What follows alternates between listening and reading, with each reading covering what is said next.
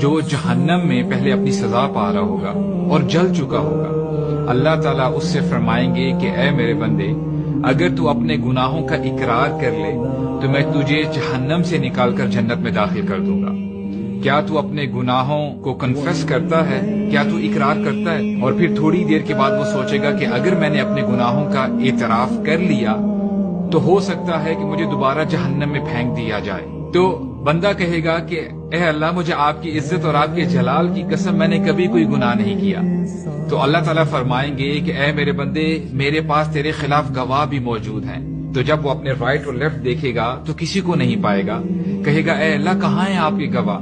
تو اللہ تعالیٰ اس کی سکن کو حکم دیں گے کہ اس کے جو چھوٹے گناہ ہیں، مائنر سنز ہیں، وہ بتاؤ۔ اور جیسے ہی وہ بتانا شروع کرے گی، بندہ بول اٹھے گا کہ اے اللہ، بس بس، میں نے بہت بڑے بڑے گناہ کیے ہیں۔